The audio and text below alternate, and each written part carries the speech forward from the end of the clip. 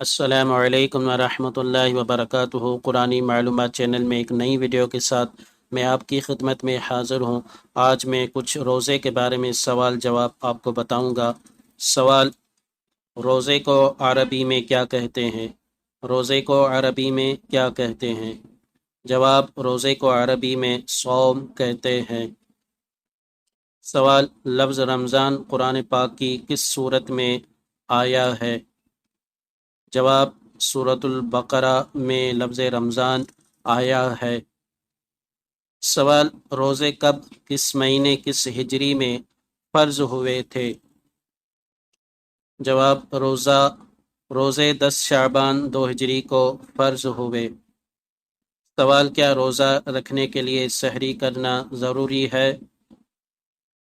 جواب: ضروری تو نہیں، ہاں سنت ہے، سحری چھوڑنا نہیں چاہیے۔ سوال: کیا روزہ رکھنے کے لیے نیت کرنا ضروری ہے؟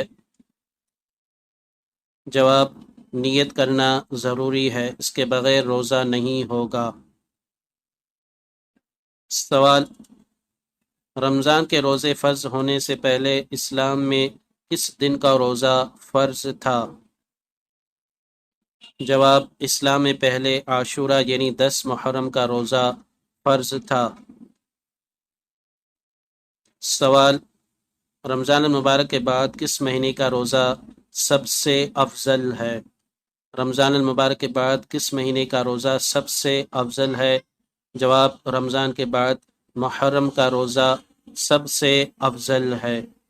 آپ کو یہ ویڈیو کیسی لگی؟ ویڈیو کے بارے میں کمنٹ میں ضرور بتائیے گا۔ میرے چینل پر رمضان المبارک کے حوالے سے دوسری بھی ویڈیوز موجود ہے، وہ بھی دیکھیے، اور چینل پر آپ نئے ہیں تو چینل سبسکرائب کر دیں۔